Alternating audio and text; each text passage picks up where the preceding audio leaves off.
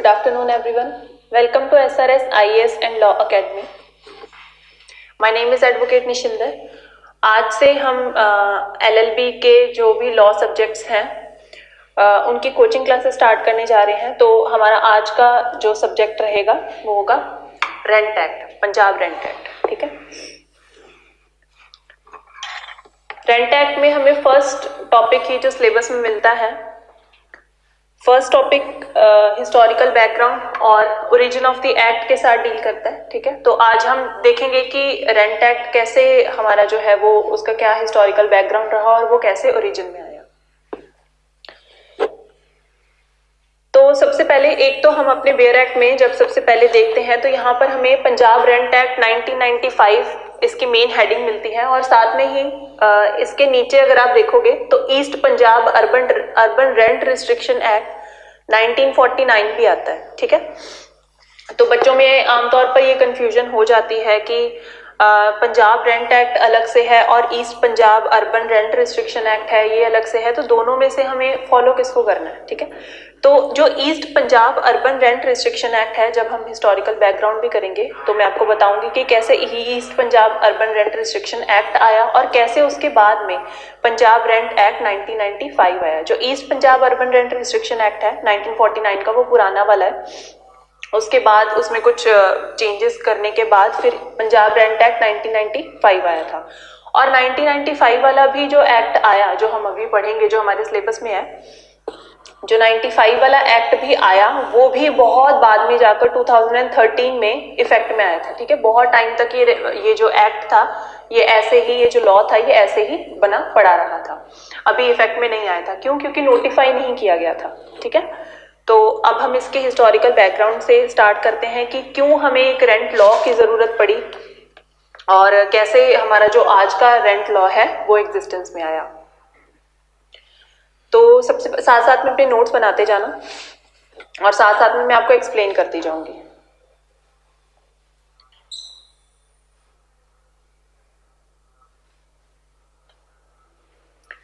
सो heading बनाओ, why do we need rent laws, या फिर स्लैश डाल के लिख लो इसका ऑब्जेक्टिव क्या है, व्हाट इज द ऑब्जेक्टिव. तो देखो शेल्टर जो है वो एक फंडामेंटल राइट है हर किसी इंसान की. लिखो shelter is the very fundamental right of everyone. Keeping this objective in mind these rent laws are framed. तो शेल्टर जो है रोटी कपड़ा मकान, ठीक है, हर किसी की बेसिक नेसेसिटीज हैं ये. तो शेल्टर भी एक तरीके से हम फंडामेंटल राइट लेकर चलते हैं. हर किसी को एक फंडामेंटल राइट है कि उसके पास एक रहने के लिए घर हो. इसी ऑब्जेक्टिव को माइंड में रखते हुए रेंट लॉज को भी फ्रेम किया गया. जैसे जैसे माइग्रेशन होती है हम देखते हैं एक जगह से दूसरी जगह लोग अपने काम के लिए जाते हैं. ठीक है. तो जैसे जैसे माइग्रेशन होती है वैसे वैसे ही हमें कहीं हम और जाते हैं तो वहां पर एकोमोडेशन की भी जरूरत होती है. अब इतना तो हर किसी के पास पैसा नहीं होता कि वो हर जगह पर जाकर अपना खुद का घर खरीद ले. तो रेंट की वहां पर रेंट पे रहने की जरूरत हमें पड़ती है. ठीक है. एकोमोडेशन लेकर. तो अब वो जो रेंट है, अगर कोई लॉ नहीं होगा, प्रॉपर लॉ नहीं होगा उस रेंट को उस घर में रहने के लिए, टेनेंट के लिए भी लैंडलॉर्ड के लिए भी दो टर्म्स होती हैं, एक होता है टेनेंट, एक होता है लैंडलॉर्ड. पूरे रेंट एक्ट में हम ये दोनों पार्टीज के साथ डील करेंगे. ठीक है. टेनेंट होता है जो किराएदार होता है जो इसके घर में रहने आया है, ये है ओनर ऑफ द प्रॉपर्टी, जिसका अपना घर है. ये जो टेनेंट है जब लैंडलॉर्ड के इस घर में ये रहने लग जाएगा, लैंडलॉर्ड इसे अपना घर दे देगा किराए पर, तब इसके पास क्या आ जाएगी? Possession of the property. ठीक है. अब ओनरशिप ऑफ प्रॉपर्टी रहेगी लैंडलॉर्ड के पास, पोजेशन ऑफ प्रॉपर्टी रहेगी टेनेंट के पास. तो अब जब इन दोनों के बीच में ये एग्रीमेंट हो जाता है कि चलो ठीक है तुम मेरे घर में रह लेना इतने किराए पर, तो तब अब कल को अगर सपोज इन दोनों के बीच में कोई डिस्प्यूट अराइज होती है, या सपोज लैंडलॉर्ड इसको, जब इनका एग्रीमेंट हुआ था तो लैंडलॉर्ड ने इसे कहा कि ठीक है तुम किराए पर रह लेना 10,000 है, ठीक है। ये जो टेनेंट था ये 10,000 के लिए मान गया, लेकिन बाद में जाकर सपोज लैंडलॉर्ड अपनी मर्जी से जो किराया है, जो रेंट है, उसे 20,000 रुपए कर देता है, ठीक है। अब ये जो टेनेंट है इसको अचानक से, अब ये 20,000 तो अफोर्ड नहीं कर सकता, ठीक है। अब इसको अचानक से जो है वो प्रॉपर्टी खाली करनी पड़ जाएगी। तो किसी कहीं ना कहीं टेनेंट के, जब इसे कोई शॉर्ट पीरियड नोटिस नहीं मिल रहा है कोई, और इसका रेंट भी अचानक से बढ़ा दिया गया है, इसे अचानक से प्रॉपर्टी खाली करनी पड़ रही है, तो कहीं ना कहीं इसके साथ अन्याय हो रहा है। यही सारी चीजें देखते हुए हमें रेंट लॉज की जरूरत पड़ती है, ठीक है। सेम इसी तरीके से लैंडलॉर्ड के लिए, लैंडलॉर्ड की भी राइट्स का हम ख्याल रखते हैं कि टेनेंट अगर सपोज टाइम से अपना जो रेंट है वो नहीं पे कर रहा, ठीक है, या फिर अगर रेंट जो टेनेंट है वो इसकी प्रॉपर्टी का अच्छे से ध्यान नहीं रख रहा लैंडलॉर्ड की, या फिर अगर लैंडलॉर्ड को प्रॉपर्टी चाहिए अपनी जरूरत के लिए, तो ये जो टेनेंट है ये उसकी प्रॉपर्टी को खाली नहीं कर रहा, ठीक है, नोटिस पीरियड सर्व करने के बाद भी। तो ये जो सारी ऐसी छोटी छोटी डिस्प्यूट्स होती हैं, इन सारी डिस्प्यूट्स को टैकल करने के लिए हमने पंजाब रेंट एक्ट बनाया, जितने भी रेंट लॉज हैं वो बनाए, ठीक है।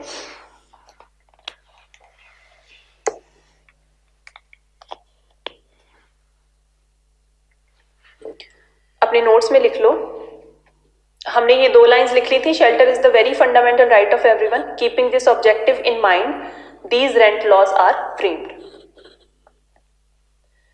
There is a need for accommodation as well. So when people from villages migrate to urban areas, they start living on rented accommodation. Full stop.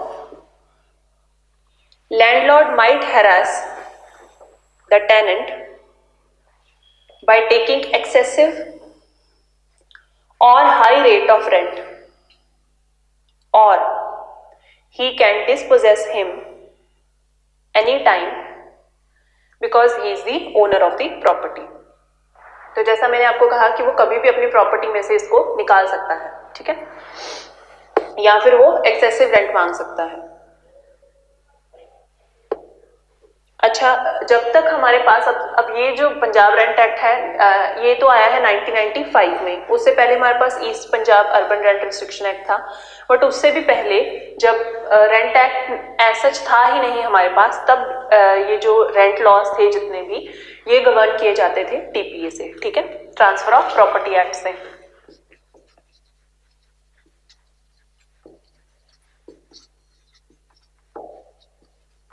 Transfer of property act में हम 2 चीजें पढ़ते हैं, लेसर और लेसी।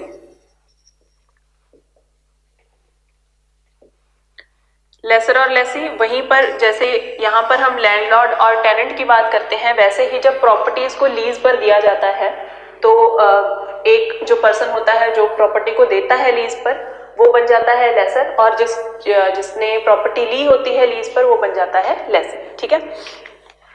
तो और दोनों का रिलेशन सेम ऐसा ही होता है, टेनेंट और लैंडलॉर्ड वाले, ठीक है।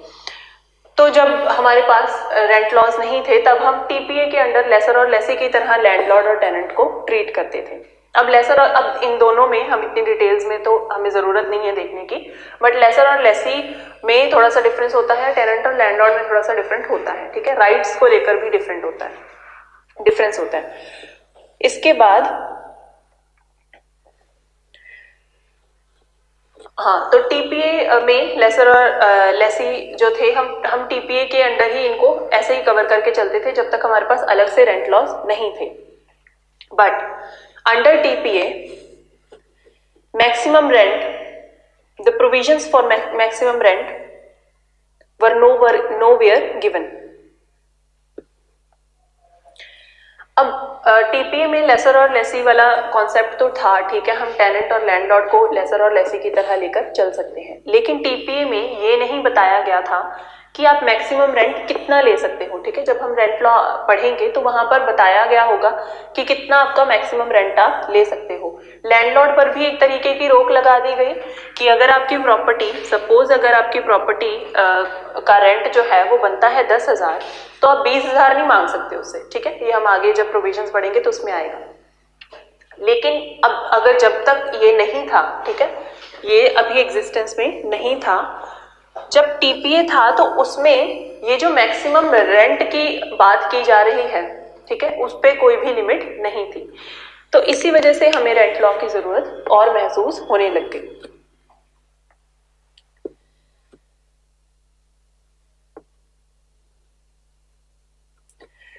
अच्छा, उसके अलावा अंडर टीपीए वाली लाइन लिखकर, but under TPA no provisions for maximum rent were given, full stop.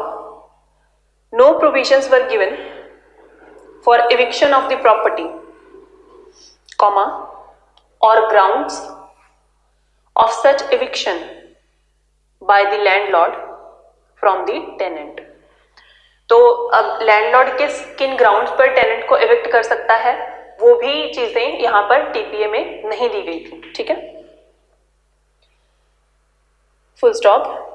So there was a kind of vacuum. तो कहीं ना कहीं जो टीपीए था वो लैक कर रहा था टेनेंट लैंडलॉर्ड की रिलेशनशिप को और टेनेंट लैंडलॉर्ड के राइट्स को डिटरमिन करने में। ठीक है, keeping the situation in mind rent laws were introduced. ठीक है, तो ये थोड़ा सा हिस्टोरिकल बैकग्राउंड है, मैंने आपको बताया। इसके अलावा अभी जब धीरे धीरे करके और भी अगर हम डिटेल में जाएं तो वर्ल्ड वॉर्स भी हो रही थी। ठीक है, पहले जब फर्स्ट वर्ल्ड वॉर हुई, सेकेंड वर्ल्ड वॉर हुई, बहुत सारे लोग जो थे उनके घर भी छिन गए, तो उन सबको शेल्टर की जरूरत थी। इस वजह से भी रेंट लॉज की जरूरत जो है हमें वो पड़ती गई। ठीक है,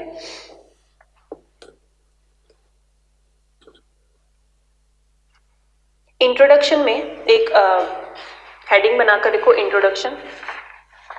आपके नोट्स तैयार हो जाएंगे रेंट लॉ के, और ये छोटा सा पैरा लिख लो। Shelter is one of the basic needs, basic necessities for human living apart from food and clothing, full stop. The problem of housing is more acute in the developing countries as compared to developed ones, full stop. The population explosion in these countries, comma, lack of proper planning for development, comma, unsystematic tackling of growth issues, comma, neglect of education,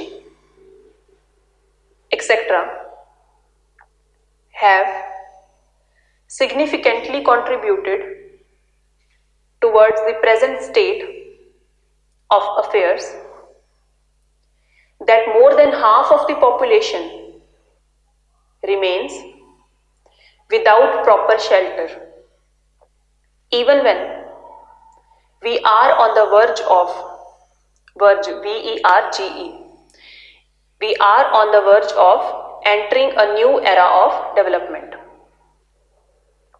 full stop. Para change करके लिखो, as long as the term building remained exempted from the operation of the Rent Act, comma, popularly known as rent holiday,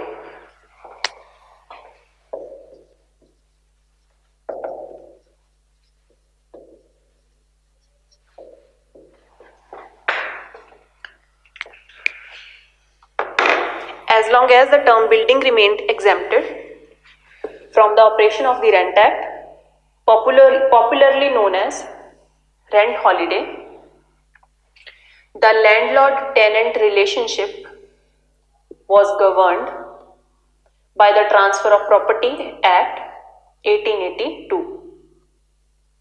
Full stop. Once the leased premises, leased, L-E-A-S-E-D, once the leased premises fell within the purview of Rent Act, the tenant acquires the status of a statutory tenant. ठीक है, तो जब तक अभी जो हम laser और लेसी की बात कर रहे थे, यहाँ पर भी टेनेंट और लैंडलॉर्ड वाला ही रिलेशनशिप इनका बनता है. ठीक है, लेकिन जब रेंट एक्ट आ गया, जब ये जो लेसी है, लीज्ड प्रीमाइसेस हैं, जिस भी प्रॉपर्टी की जिसकी लीज की जा रही है, जब वो परव्यू में आ गए रेंट एक्ट की, तो ये जो टेनेंट है, ठीक है, ये जो टेनेंट है इसको स्टेटस मिल गया स्टैट्यूटरी टेनेंट का. स्टैट्यूटरी टेनेंट का स्टेटस मिलने का फायदा क्या हुआ या होता है? स्टैट्यूटरी टेनेंट का फायदा ये होता है, जब इसको ये स्टैट्यूटरी टेनेंट का स्टेटस मिल जाता है, फायदा ये होता है कि इसकी कुछ तो राइट्स बच जाती है. ठीक है, जो लैंडलॉर्ड है वो अननेसेसरी रेंट नहीं उठा सकता, बिना नोटिस पीरियड के उसे निकाल नहीं सकता, ऐसे ही बिना मतलब के उसे जो है वो प्रॉपर्टी से निकाला नहीं जा सकता. ठीक है, और इसी तरीके से जो लैंडलॉर्ड है उसको भी कुछ राइट्स मिलती हैं जब ये स्टैट्यूटरी टेनेंट के स्टेटस में होता है. ठीक है, अच्छा, ये होगी हमारी, जितना भी मैंने आपको एक्सप्लेन किया अब तक वो मैंने आपको इंट्रोडक्शन में लिखवा दिया है. अब हम सीधा आ जाते हैं, जैसा कि मैंने आपको बताया कि रेंट लेजिस्लेशंस जो हैं वो कैसे कैसे आई, वर्ल्ड वॉर्स हुई. ठीक है, इंग्लैंड को भी जरूरत पड़ी, उन्होंने अपनी जो रेंट लेजिस्लेशंस हैं उनको बनाया, और सेकेंड वर्ल्ड वॉर हुई फिर उसके बाद, और ऐसे करते करते इंडिया में भी रेंट लेजिस्लेशंस जो हैं वो बननी शुरू हो गई. ठीक है, तो सबसे पहले जो फर्स्ट रेंट लेजिस्लेशन बनी थी वो थी new Delhi house rent control order of 1939. इतनी डिटेल में आपको करने की जरूरत नहीं है. ठीक है, एलएलबी के सिलेबस में इतना डिटेल्स नहीं है, बट मैं आपको ऐसे हिस्ट्री हम इसकी डिस्कस कर रहे हैं तो आपको पता होना चाहिए. ठीक है, फर्स्ट जो थी वो थी Delhi house rent control order. उसके बाद फिर पंजाब में आया, मैसूर में आया, मद्रास में आया, और एक एक करके हर एक स्टेट के अपने अपने रेंट लॉज जो हैं वो बनते गए. हम हिस्टोरिकल बैकग्राउंड जो है वो करेंगे रेंट लेजिस्लेशन इन पंजाब का. ठीक है, अब हेडिंग बनाओ, historical background of the rent legislation in Punjab.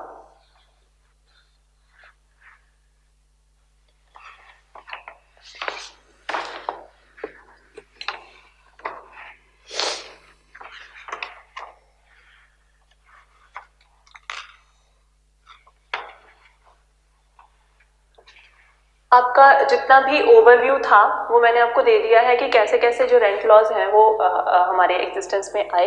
इसके बाद आपका जो फर्स्ट टॉपिक है हिस्टोरिकल बैकग्राउंड, उसमें ज़्यादातर आप जो आपके ये होंगे जो पुराने एक्ट्स आए और कैसे कैसे करके हमारा जो नया एक्ट आया वही सारा कुछ डिस्कस किया जाना है. ठीक है, साथ साथ में अपने नोट्स बनाते जाना, और जहाँ जहाँ पर एक्सप्लेन करने की ज़रूरत होगी वहाँ वहाँ पर मैं आपको एक्सप्लेन करती जाऊँगी. Historical background of the rent legislation in Punjab and its subsequent limitations need to be seen in the context and special circumstances arising out of the Second World War.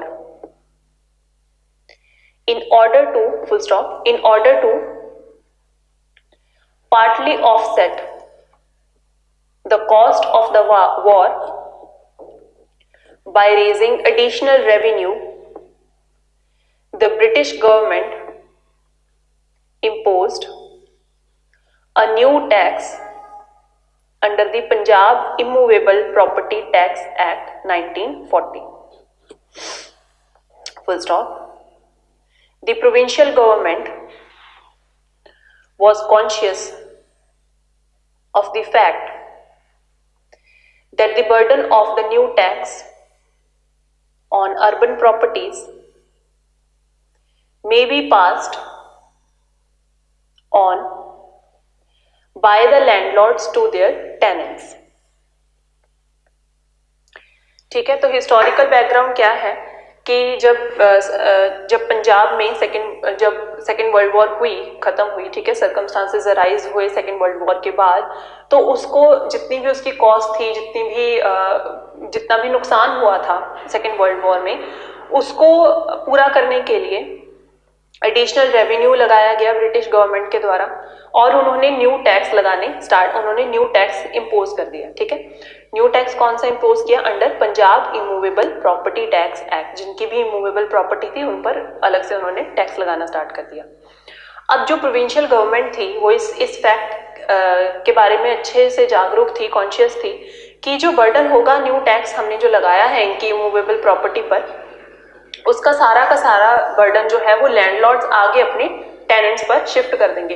Landlord है, इसकी immovable property है, ठीक है, घर इसका है, इसकी property पर जब टैक्स लग रहा है तो इसकी प्रॉपर्टी में जो रह रहा होगा ये, उससे वो टैक्स जो है वो वसूल करेगा। अब इसका जो किराया होगा वो बढ़ा देगा कि मुझे भी तो आगे जाकर अपना जो टैक्स है प्रॉपर्टी पर वो देना पड़ रहा है। ठीक है, तो सारा का सारा बर्डन जो है वो अल्टीमेटली टेनेंट्स पर आ जाएगा। वो जानते थे इस बात को। ठीक है, full stop. Another reason which contributed for the enactment of Rent Act was the acquisition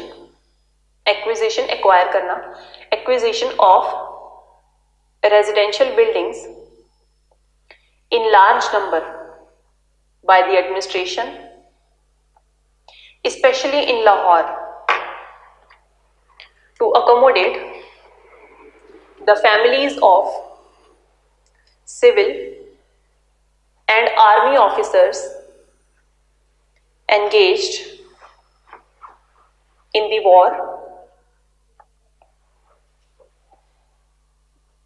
war efforts in some capacity or the other. दूसरा रीजन क्या था? दूसरा रीजन किसने कंट्रीब्यूट किया इस एनेक्टमेंट को लाने का? कि जो रेजिडेंशियल बिल्डिंग्स थी अब उनको एक्वायर किया जाने लगा लार्ज नंबर बाय एडमिनिस्ट्रेशन। क्यों? लाहौर में स्पेशली। क्यों? ताकि जो फैमिलीज हैं सिविल और आर्मी ऑफिसर्स की जो एंगेज थे वॉर एफर्ट्स में, उनकी जो फैमिलीज हैं उनको रहने के लिए जगह दी जाए। ठीक है, तो जो एडमिनिस्ट्रेशन थी उन्होंने जो प्रॉपर्टीज थी उनको एक्वायर करना, रेजिडेंशियल बिल्डिंग्स जो थी उनको एक्वायर करना स्टार्ट कर दिया। अब यहाँ पर हम ये जो फैमिलीज की बात इसलिए कर रहे हैं और लाहौर की बात इसलिए स्टार्ट हुई है क्योंकि देखो ये जो पंजाब एक्ट है ये 1995 का है। उससे पहले हमने क्या पढ़ा? East Punjab urban rent restriction act.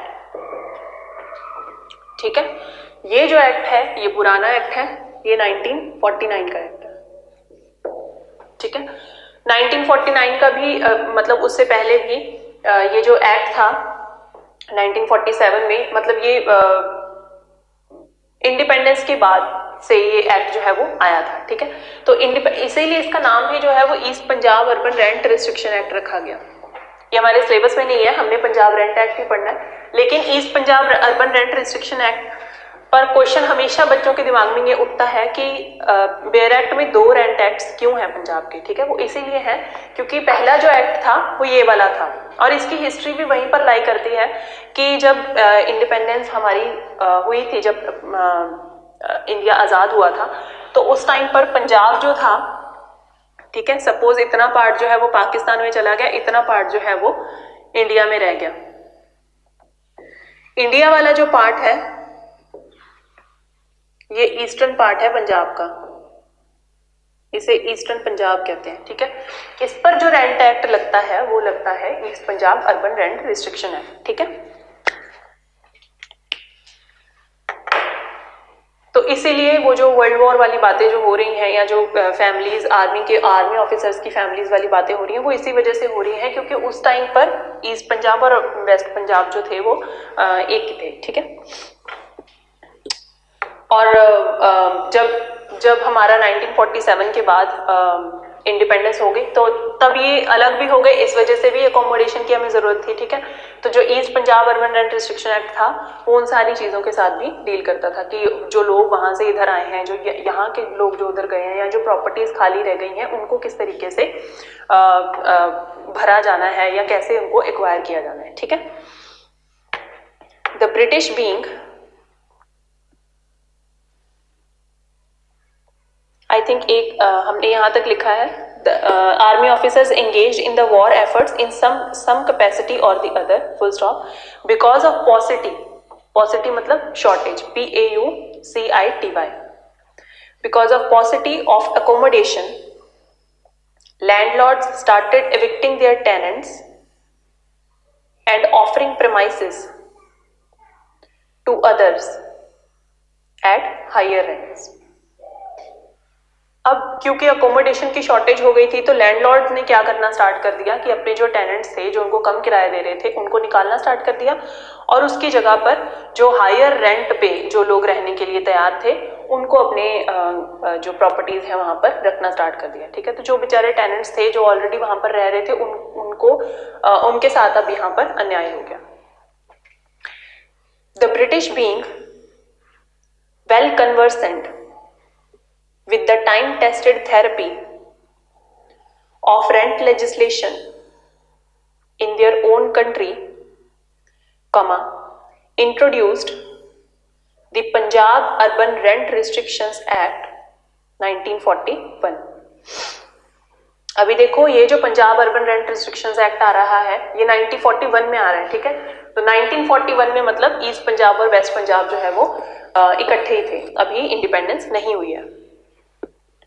तो अब ब्रिटिशर्स को उन्होंने अपने उनके जो देश थे अपने जो राज्य थे वहां पर उन्होंने देख लिया हुआ था कि ठीक है जो वर्ल्ड वॉर्स हुई हैं वहां पर लोगों का क्या हाल हुआ है। तो अब कहीं ना कहीं उनको अपना एक उन्होंने गलती की थी कि जो पंजाब में प्रॉपर्टी टैक्स जो उन्होंने लगाया था कि अपनी वर्ल्ड वॉर की जो भी उनको नुकसान हुआ था उसकी कॉस्ट को पूरा करने के लिए वो गलती उनको दिख भी गई कि ठीक है जो लैंडलॉर्ड्स हैं ये टेनेंट्स के साथ अब किसी ना किसी तरीके से अन्याय कर रहे हैं और बहुत सारे लोग जो हैं वो बेघर हो रहे हैं।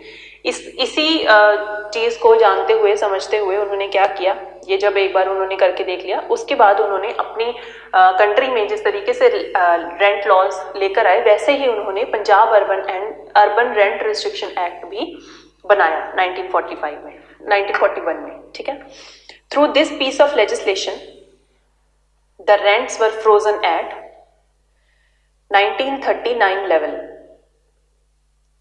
ब्रैकेट में लिखो बेस ईयर। ये आपको एग्जाम्स के लिए इतना इंपॉर्टेंट नहीं है बट आपकी हिस्टोरिकल बैकग्राउंड हम समझ रहे हैं तो वहां पर इसका सिग्निफिकेंस बनता है कि क्यों 1941 का जो एक्ट है वो आया था। 1941 के एक्ट में इन्होंने क्या किया बेसिकली कि जो रेंट्स थे उनको 1939 के लेवल पर फ्रोजन कर दिया। 1939 के लेवल पर कैसे फ्रोजन कर दिया कि जो भी रेंट आपके 1939 में लिए जा रहे थे, ठीक है, जो भी रेंट 1939 के जो भी रेंट के चार्जेस बन रहे थे वही 1941 में भी चलेंगे। ठीक है, तो ये जो था इसे बेस ईयर बनाया गया।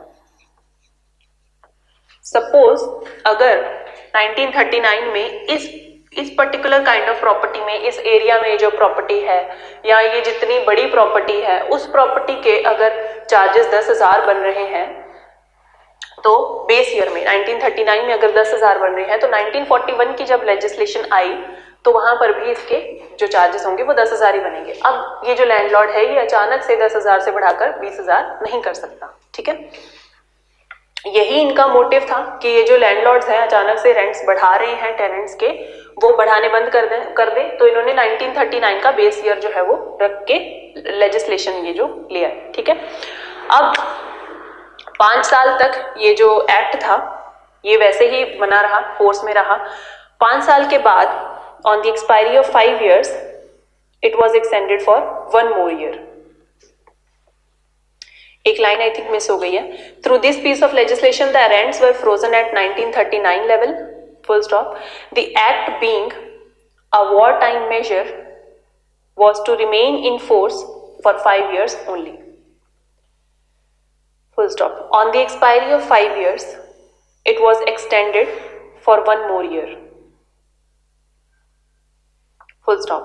In April 1947 when the independence and the impending partition of the country was round the corner and the province was without a ministry, the governor of Punjab was pleased to enact the Punjab Urban Rent Restriction Act 1947।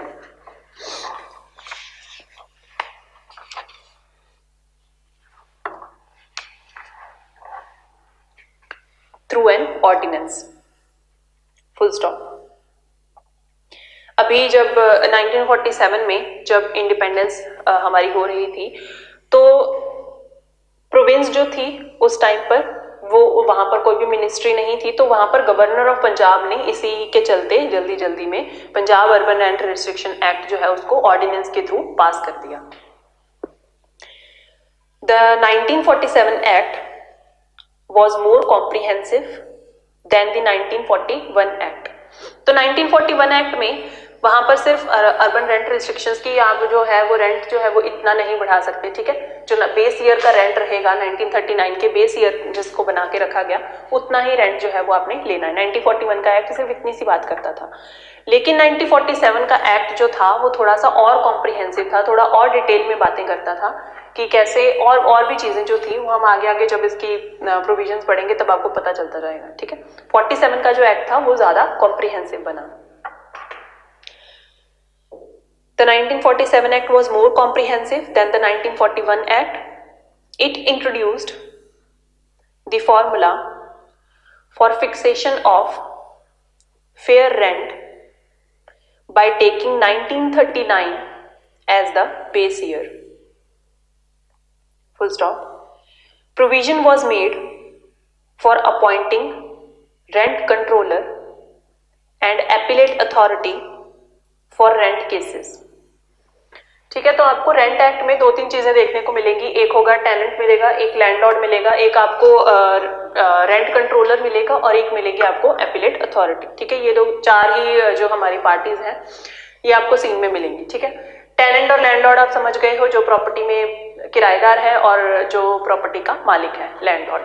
अब इन दोनों के बीच में अगर कोई dispute होती है, in short मैं आपको बता रही हूँ रेंट लॉ में होता क्या है, इन दोनों के बीच में कोई डिस्प्यूट होती है तो अब क्योंकि ये स्टैट्यूटरी टेनेंट और लैंडलॉर्ड के उसमें आ रहे हैं तो ये रेंट कंट्रोलर के पास जा सकते हैं कुछ सिचुएशंस में। रेंट कंट्रोलर की क्या पावर्स होंगी, कौन से सिचुएशंस में जाएंगे, वो सारी चीजें हम रेंट एक्ट में पढ़ेंगे। रेंट कंट्रोलर के पास ये जा सकते हैं, रेंट कंट्रोलर जो है वो इनकी जो भी प्रॉब्लम्स होंगी उनको सॉल्व करेगा। उसके बाद अगर रेंट कंट्रोलर के डिसीजन से ये लोग खुश नहीं है तो ये जा सकते हैं एपिलेट अथॉरिटी के पास।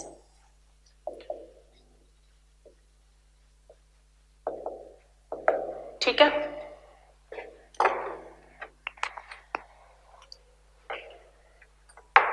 और एपिलेट अथॉरिटी के बाद जो डिसीजन होगा वो फाइनल होगा।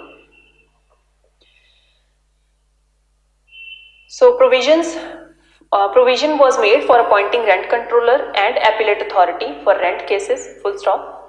Summary procedure was to be followed by these courts under the act and not the one under CPC 1908।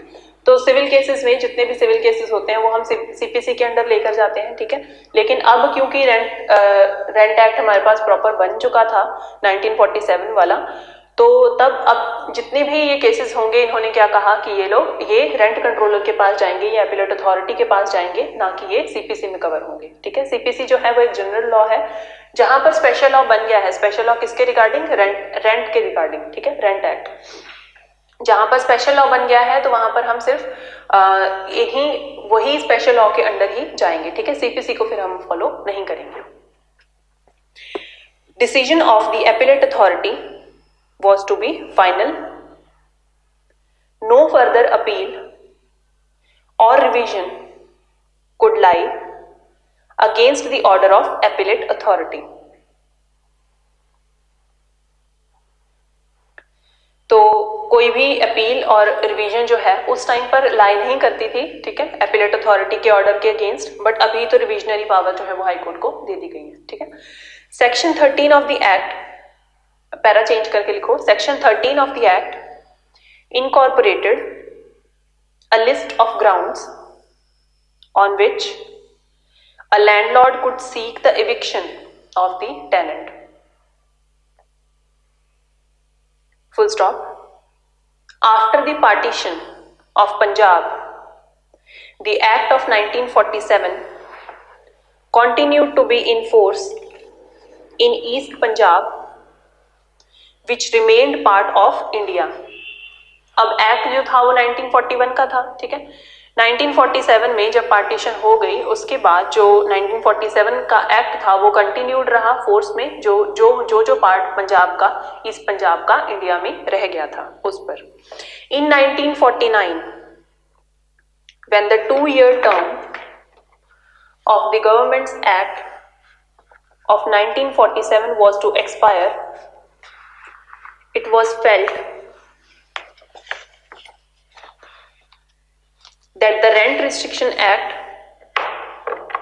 should remain on the statute book for some more time because of the large scale uprooting and migration of population from West Punjab to East Punjab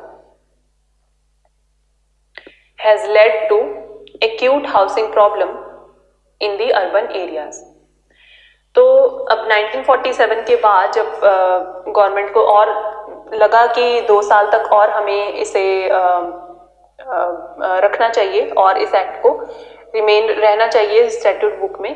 क्यों? क्योंकि जो large scale uprooting हुई थी, जो पंजाब के waste Punjab से east Punjab में लोग आए थे या ईस्ट पंजाब से वेस्ट पंजाब में लोग गए थे, तो वो सारी जो अपरूटिंग हुई थी, जो जितना भी हलचल हुई थी लोगों के माइग्रेशन में, उस वजह से हमें ज़रूरत थी प्रॉपर्टी की और उसके रिगार्डिंग लॉज की भी। तो इस रेंट एक्ट को फिर 1949 तक और एक्सटेंड कर दिया गया। In this backdrop the 1947 act was replaced by East Punjab Urban Rent Restriction Act 1949। अब जो 1947 का एक्ट था वो ईस्ट पंजाब और वेस्ट पंजाब दोनों पर लगता था, जो पाकिस्तान वाला जो जब पंजाब इकट्ठा था, तो जो 1947 का एक्ट था वो दोनों पर लगता था। बट अब जब पार्टीशन हो गई, ईस्ट पंजाब अलग हो गया और वो इंडिया का पार्ट बन गया, तब ये जो ईस्ट पंजाब, इसका नाम रख दिया गया east Punjab urban rent restriction act 1949। All the provisions of 1947 Act were retained as such in the 1949 Act. Very few amendments। अब यहां तक तो थी east Punjab urban rent restriction act की कहानी, ठीक है। उसके बाद अब 1949 एक्ट के बाद हमारा ये वाला एक्ट आया 1995 का। इसकी एग्जिस्टेंस कैसे आती है वो लिखो। Very few significant amendments were made in the 1949 act until the amendment of 1995। तो हमें कुछ जरूरत थी, अभी इतने टाइम से, इतना पुराना एक्ट था 1949 का, ऑलमोस्ट 50-55 साल हो गए थे, ठीक है। तो अब जो थी, बहुत टाइम चेंज हो जाता है, ठीक है, उतने सालों में, तो अब जरूरत थी हमें कि हम थोड़ा सा अमेंडमेंट्स लेकर आए रेंट लॉज में भी। तो इसी वजह से अमेंडमेंट्स के साथ आता है 1995 का एक्ट। और क्योंकि तब के टाइम में east Punjab urban rent restriction act इसका नाम रखा गया था, क्योंकि तब के टाइम पर ईस्ट पंजाब वेस्ट पंजाब ज्यादा यूज किया जाता था। अब तो हमें पता चल गया कि ठीक है, इंडिया में एक ही पंजाब है, बस पंजाब, ठीक है, जो पहले के टाइम पर ईस्ट पंजाब था, और बाकी का जो पंजाब है वो पक्का पाकिस्तान का पार्ट बन चुका है। तो इस वजह से भी अब ये जो ईस्ट पंजाब अर्बन रेंट, इतना बड़ा नाम हटाकर इन्होंने पंजाब रेंट एक्ट रख दिया इसका नाम। क्यों? क्योंकि वो पंजाब जो है वो अब इंडिया का एक ही पंजाब है, ठीक है। Very few significant amendments were made in the 1949 Act until the amendments of 1995। इसके ब्रैकेट में लिखो that too came into force in 2013। अब ये जो 1995 का एक्ट है ये इफेक्ट में कब आया? 2013 में, ठीक है। अब ये भी देख लो कि 10-12 साल ये ऐसे ही एक्ट जो है वो पड़ा रहा, ठीक है, बनके। अमेंडमेंट्स जो थी वो सारी कर दी गई, लेकिन अभी उनको एनफोर्स नहीं किया गया है 2013 तक, full stop. One of the significant amendment in the 1949 Act was made in 1956 through which the bona fide ground of bona fide requirement was made non-available to the landlord in relation to non-residential bracket में लिखो commercial building and other significant amendment was in the year 1985 through which a retiring or retired government employee could evict a tenant from his residential or scheduled building in a summary manner. Full stop. The 1956 amendment was declared ultra vires by the Honorable Supreme Court. Case लिखो in case है Harbilas Rai Bansal, Harbilas HARBILAS Harbilas Rai Bansal versus state of Punjab 1996 Supreme Court. Supreme Court ने क्या held किया इसमें? Supreme Court held that there is no nexus between the amendment and the object of the act. इसके आगे लिखो the national housing policy of 1992 blamed the outdated rent legislations as the cause of housing problem. Full stop. The government of India proposed a model rent act through the 1992 housing policy. अभी हमने जो ये para लिखा इसका मतलब क्या है कि कुछ सिग्निफिकेंट अमेंडमेंट्स जो थी वो लाई गई 1949 एक्ट में, किसके जरिए? 1995 की अमेंडमेंट के जरिए, ठीक है, जो इफेक्ट में कब आई? 2013 में। जितनी भी अमेंडमेंट्स हमने 1995 का चलो एक्ट अगर बना भी लिया तो वो इफेक्ट में कब आया? 2013 में। अब इसकी जो मेजर सिग्निफिकेंट अमेंडमेंट थी इस एक्ट की वो की गई 1956 में, जिसको बाद में जाकर सुप्रीम कोर्ट ने जो है वो अल्ट्रा वायरस डिक्लेयर कर दिया। क्यों? क्योंकि उन्होंने कहा कि ये जो आपने अमेंडमेंट आप लेकर आए हो वो अमेंडमेंट आपके ऑब्जेक्ट के साथ कहीं पर भी मैच नहीं करती, ठीक है। आपने जो लेजिस्लेशन बनाई है जो उसका जो ऑब्जेक्ट है वो पूरा भी तो होना चाहिए। अगर आप कोई ऐसी अमेंडमेंट लेकर आ रहे हो जो ऑब्जेक्ट के ही खिलाफ जा रही है तो हम उसे नहीं मानते, ठीक है। बस शॉर्ट में ये इतनी सी बात है। इसके बाद इन्होंने नेशनल हाउसिंग पॉलिसी 1992 ने ब्लेम किया कि आपका जो रेंट लेजिस्लेशंस हैं वो इतनी ज़्यादा आउटडेटेड हैं जिस वजह से हाउसिंग प्रॉब्लम जो है वो कॉज हो रही है। तो गवर्नमेंट ऑफ इंडिया ने अब प्रपोज किया एक मॉडल रेंट एक्ट, एक नया रेंट एक्ट हम बनाएंगे जो कि 1992 की हाउसिंग पॉलिसी के द्वारा के थ्रू बनाया जाएगा, ठीक है, ताकि जो भी प्रॉब्लम्स आ रही हैं हाउसिंग में वो ना आए। इसके बाद आता है हमारा ऑब्जेक्ट ऑफ 1949 एक्ट, हमारा जो ये है east Punjab urban rent restriction act, ठीक है।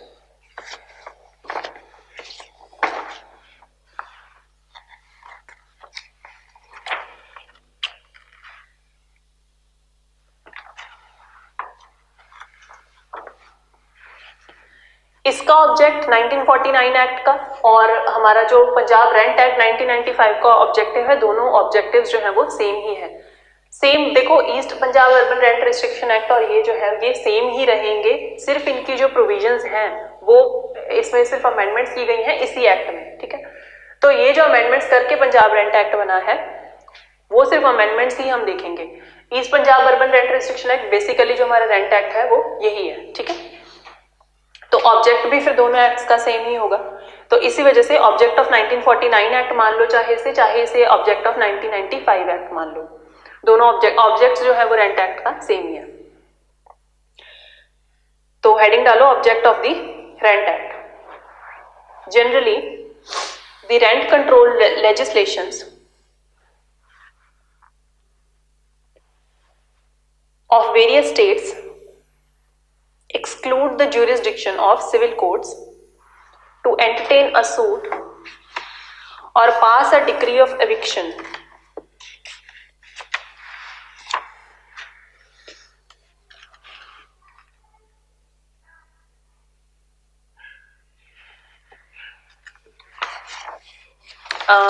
ये ऑब्जेक्ट मत लिखो आप, ये ऑब्जेक्ट मैं आपको शॉर्ट में लिखवा देती हूँ, ठीक है।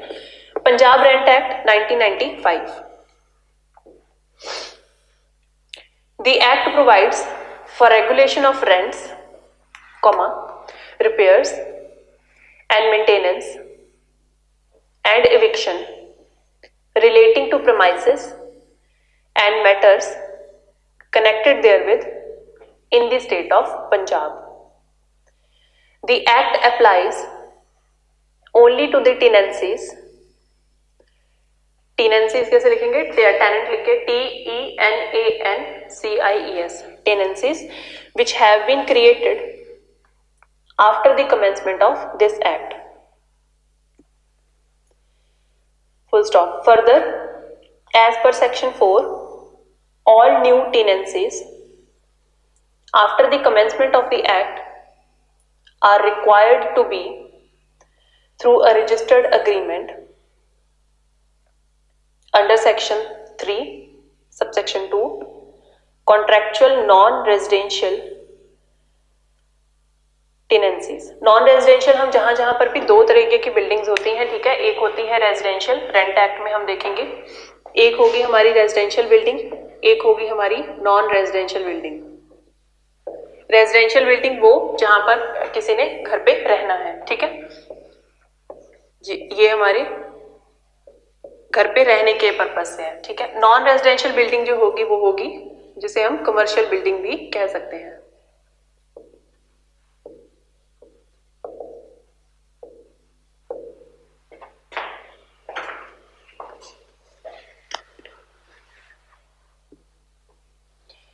Under section 3 subsection 2 contractual non-residential buildings, non-residential tenancies will be governed by the terms of the contract during the subsistence of the contract.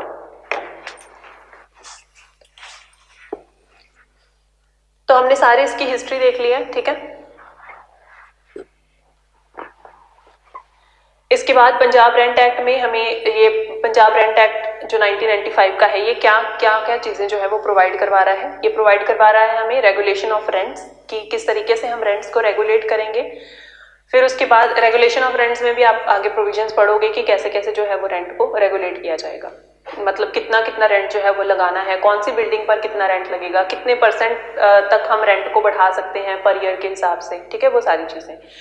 इसके बाद है repairs and maintenance and eviction. क्या अगर जो बिल्डिंग है जिसमें रह रहे हैं उसके रिपेयरिंग कौन करवाएगा, क्या वो टेनेंट के पॉकेट से जाएगी, क्या वो लैंडलॉर्ड के पॉकेट से जाएगी, ठीक है। उसके बाद मेंटेनेंस, एविक्शन की जो प्रॉपर्टी है उसको मेंटेन कौन करके रखेगा, इविक्शन कैसे की जाएगी, इविक्शन की क्या प्रोसीडिंग्स होंगी, ठीक है, कौन कौन से ग्राउंड्स पर हम इविक्शन जो है वो कर सकते हैं, वो सारी चीजें जो है वो पंजाब रेंट एक्ट में आपको दी गई हैं। And eviction relating to premises and matters connected therewith in the state of Punjab. Punjab की स्टेट में जितने भी ये रेंट से रिलेटेड, रिपेयर से रिलेटेड, मेंटेनेंस से रिलेटेड, इविक्शन से रिलेटेड जितनी भी चीजें हैं वो पंजाब रेंट एक्ट में हमें दी गई हैं। The act applies only to the tenancies which have been created after the commencement of this act. ये जो एक्ट है ये अप्लाई करता है सिर्फ उन्हीं टेनेंसीज पर जो कि इस एक्ट के कमेंसमेंट के बाद हुई है, ठीक है। अब ये जो एक्ट है ये कब आया, 1995 का एक्ट है, इफेक्ट में कब आया, 2013 में, ठीक है। अब ये कह रहे हैं कि जो टेनेंसीज इस एक्ट के बनने के बाद में आई हैं, सपोज ये जो 1949 में 1949 से लेकर 1995 तक जितनी भी टेनेंसीज थी उनके साथ किसने डील करना था, east Punjab urban rent restriction act ने, ठीक है। अब उसके बाद जब ये एक्ट हमारा आ गया है, इसके बाद जितनी भी लैंडलॉर्ड टेनेंट की रिलेशनशिप्स बनती हैं वो 1995 का एक्ट जो है वो उसके साथ डील करेगा। 1995 का जो एक्ट है, इससे पहले, इस एक्ट के आने से पहले जितनी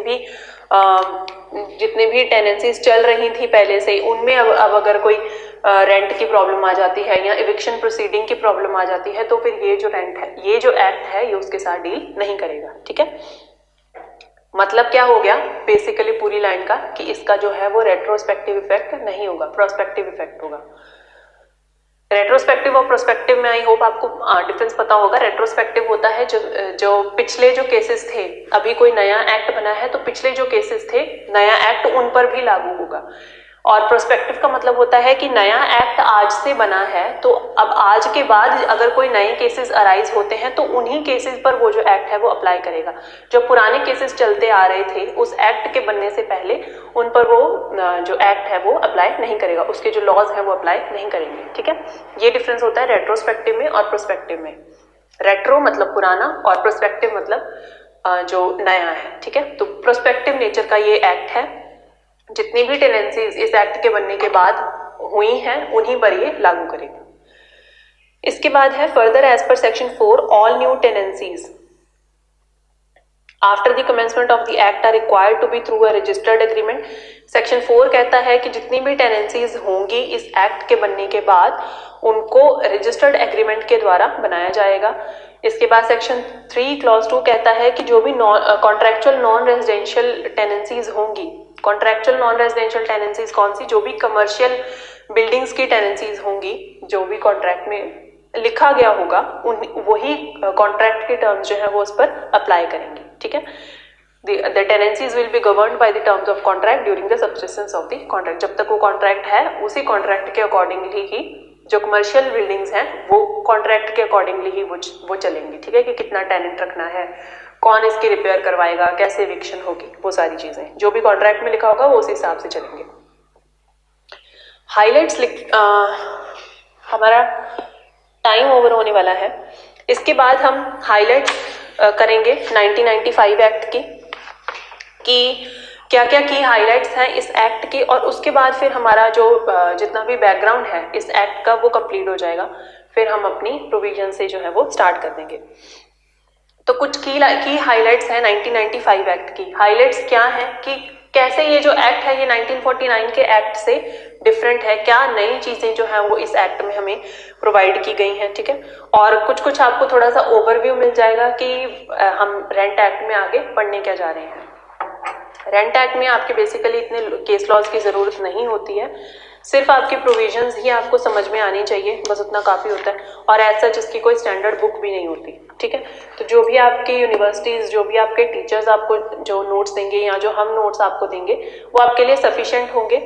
और इसके अलावा बस आपको बेयर एक्ट की जितनी भी समझ है वो अच्छे से आनी चाहिए। बहुत इजी एक्ट है, ये आप अच्छे से कर लोगे और हम बहुत डिटेल में से डिस्कस करेंगे। ठीक है, आई होप आपकी आज की क्लास आपको समझ में आई होगी। थोड़ी सी हो सकता है बोरिंग हो क्योंकि हिस्टोरिकल बैकग्राउंड है, और हो सकता है टेक्निकल भी लगे आपको क्योंकि नया एक्ट है और बाकी जो लॉज हैं थोड़ा उनसे अलग है। तो हो सकता है कि आपको समझने में या तो कई बच्चों को बहुत इजी लगता है, कईयों को बोरिंग लगता है। ठीक है, तो अच्छे से क्लास को समझना, जितने मैंने आपको नोट्स बनवाए हैं वो अच्छे से करना, और नोट्स को एक बार आप पढ़ लोगे ना तो आपको हिस्ट्री पूरी समझ में आ जाएगी कि कैसे जो हमारा रेंट एक्ट है वो एग्जिस्टेंस में आया।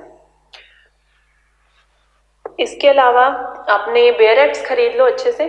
और इस चीज में अब आज के बाद आप आई होप आप आज के बाद कंफ्यूज नहीं होगे कि east Punjab urban rent restriction act क्यों है और पंजाब रेंट एक्ट क्यों है और आज तक की एग्जिस्टेंस में क्यों है। ठीक है, वो मैंने आपको अच्छे से एक्सप्लेन कर दिया है कि क्यों east Punjab urban rent restriction act, इसका नाम क्यों east Punjab urban rent restriction act है, कैसे ये एग्जिस्टेंस में आया, और जो हमारा पंजाब रेंट एक्ट है उसका क्या सिग्निफिकेंस है। ठीक है, हमारे सिलेबस में जो है वो सिर्फ पंजाब रेंट एक्ट है 1995 का। मैंने आपको जितना भी हिस्ट्री समझाई है वो east Punjab urban rent restriction act के हिसाब से समझाई है, क्योंकि बेसिकली हिस्ट्री तो सेम ही है। ठीक है, और ऑब्जेक्ट भी सेम ही रहेगा हमारे रेंट एक्ट का। अब हम नेक्स्ट लेक्चर में की हाइलाइट्स देखेंगे 1995 एक्ट की, और उसके बाद हम अपने बेयर एक्ट से स्टार्ट कर देंगे। ठीक है, बेसिकली हमारा जो मेनली हमारा जो बेयर एक्ट है उसी से सारा कुछ कवर होगा। That's all for today, thank you so much.